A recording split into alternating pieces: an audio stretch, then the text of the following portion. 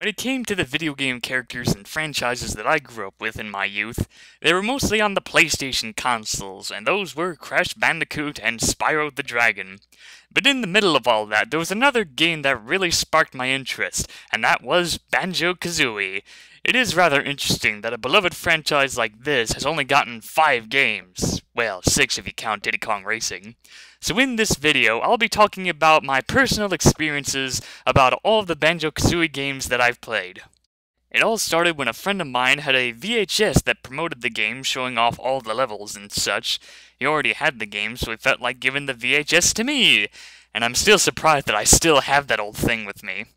After I watched it, I really wanted to play it, so yeah, Banjo-Kazooie was the reason why I wanted a Nintendo 64, and it was the first game I ever played on that console too.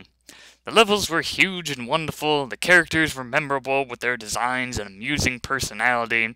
It was a great time for me playing those old collectathon games you don't see anymore. The worlds I enjoyed the most were Treasure Trove Cove, Clanker's Cavern, Gobi's Valley, and Mad Monster Mansion. The only ones that I didn't care for that much back then was Bubble Gloop Swamp and Rusty Bucket Bay, mostly because of the infamous engine room segment. Then of course there was all of the secrets that they had in the game, like Stop and Swap and Bottles' puzzle minigame. I didn't know any of this until years later. The puzzle minigame was fun and also unlocked special cheats to change the player with different designs, which are pretty amusing. And of course I eventually found out about the full history about Stop and Swap, and that you can still collect all the eggs in the ice key in the first game by typing in very long cheat codes. And then after you collect them all, there's pretty much no purpose but bragging rights in the original. On the 360 version, they unlock special content for the 360 versions of Banjo-Tooie and Nuts and Bolts, but we'll get to that later. So anyway, this game has some great platforming as well as some special secrets, and I love it. So yeah, Banjo-Kazooie was a great game, and then Banjo-Tooie came and made it even better. So many new worlds, so many new moves, it was all great. It was all big and new, and maybe a little bit too big. It does take a while to travel from one level to the other. Well, that is unless you have the fast banjo cheat on.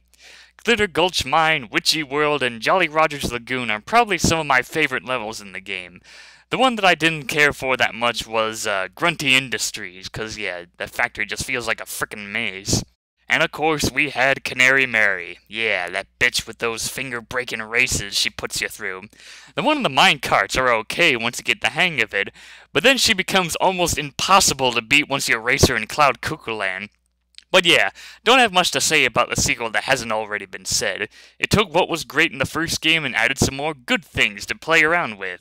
Years later, we would get Banjo-Kazooie Grunty's Revenge on the Game Boy Advance. I will admit, I was surprised and alienated in seeing a banjo game on the handheld for the first time. Back then, I didn't think much about it since it was a short game, but nowadays, I actually like it. It looks and plays like a banjo game, collecting jiggies, jinjos, and all those other things. And yeah, it's a short game, but then again, it's a handheld game. There's not much to expect out of it. It's also interesting that this game actually takes place after the first game, and before the second game. So yeah, it's canon, even though most people would deny it. And Gruntilda just looks badass in that Mecha Grunty suit. Which is interesting when you think about it. For a witch who knows all these magical spells and whatnot, she tends to heavily rely on machines to defeat Banjo-Kazooie. But yeah, Grunty's Revenge. For what it is, it's a decent game. And then came Banjo Pilot, the first spin-off racing game on the Game Boy Advance, and the only Banjo game that I consider to be the worst out of the Banjo franchise. Originally, the game was going to be a follow-up to Diddy Kong Racing, known as Diddy Kong Pilot. But after Microsoft bought them, the game had to be reworked into a Banjo Pilot, and yeah, even if you play the game, you can clearly tell that this was meant to be a Diddy Kong Racing game.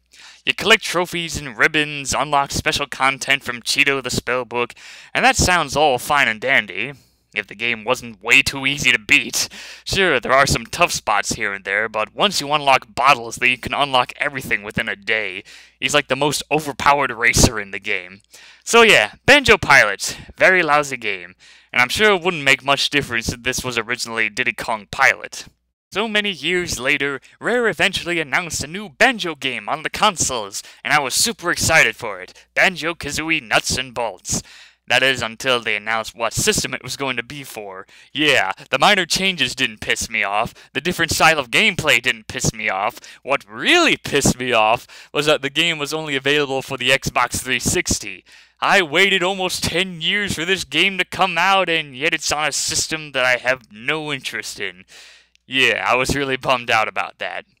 5 years after the game was released, I had to watch over my sister's apartment for a month while she and her husband were off in the UK, and wouldn't you know it, they have a 360 console. So the first thing I did when I got there was that I rushed over to the local GameStop store, bought nuts and bolts, and spent half of the month playing and beating the game. And I already knew what to expect from it, and I didn't care. I didn't care about the minor redesigns, I didn't care about the vehicles, I didn't care about the different style of gameplay and everything. I just wanted to play a new Banjo game. Hell, I'd be up for it if they decided to make a Banjo-Kazooie RPG game. So yeah, I really enjoyed finally playing this game after all these years. Although it took me a while to get used to the controls since, well, this was the first time I've played a Xbox 360 game in my life. The worlds were fun to explore. Obviously, Banjoland is one of my favorites, next to Nutty Acres and Logbox 720. It also has some very useful glitches, like the floating car trick and the barricade glitch. There are also a lot of events and challenges in the game, whether you have the standard race around the track event, or protect the MacGuffin from the enemies, or the fetch quests that are kind of like the old collectathon days of the classic Banjo games. There are some that I enjoyed and some that I found annoying, but it was mostly because I didn't have the right parts to make a proper car back then. While the characters look slightly different, the personalities and the writing are still humorous and witty as ever. That, and you get to run over Grunty with your standard car in Showdown Town. Oh, that never gets old. I did manage to beat the game, but I didn't beat it 100%, cause I pretty much figured nothing special would happen if I beat it 100%. It feels like those kind of tropes in video games died off years ago. I didn't unlock all the special cosmetics from Stop and Swap simply because I didn't have time to beat the 360 versions of Kazooie and Tooie, but I have seen them, and they look cool, like Fuzzy Dice, Googly Eyes, Roy Steen, and Mrs. Bottles' decapitated head. Okay, that last one is just bizarre. I guess Evil Bottles still lives in one form or another. And then, of course, there was the Logs Lost Challenges, but I didn't play that simply because I completely forgotten all about that DLC. So in the end, I felt satisfied for finally playing this game, and I wish I could play it again. It's also surprising that the big mainstream critics were very positive towards this game, while everybody else was the exact opposite. Yeah, and this kind of thing wouldn't happen again until The Good Dinosaur came out. And that completes my retrospective on Banjo-Kazooie. I really enjoyed playing all of them, well, except for Banjo Pilot. If there ever was a new Banjo game to come out, then I'd be open to whatever they release, whether it's a return to the classics or something new. That's about it for this retrospective, so I'll see you next time. Oh yeah, I guess I better talk about Yooka-Laylee, otherwise people are gonna be pestering the hell out of me for not mentioning it. So yeah, Yooka-Laylee, the upcoming spiritual successor to Banjo-Kazooie, made by former Rareware employees.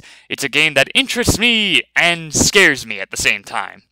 What interests me is that it's the return of 3D platforming, and seeing as how most home consoles tend to overdo it with first-person shooters, and Steam just likes to pollute itself with all of these 2D retro throwbacks, just seeing a still image of the gameplay just feels like a breath of fresh air to me. Of course, they also recently announced that Shovel Knight will make a special guest appearance in the game, which was cool. And the thing that scares me about this game is the hype. Ever since this game was announced on Kickstarter back in 2015, there has been a massive overdose of hype, fan art, and even fan-made videos. Yeah, all of that dedicated to a video game that hasn't even been released yet.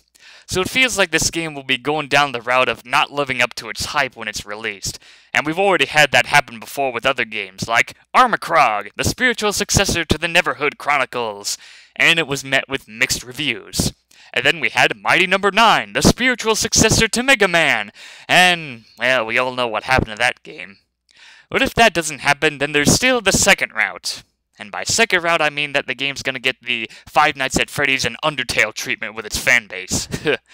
But either way, I'll give this game a go once it's released onto Steam and all that. Okay, now I'm done doing this whole retrospective thing, so Yeah, bye.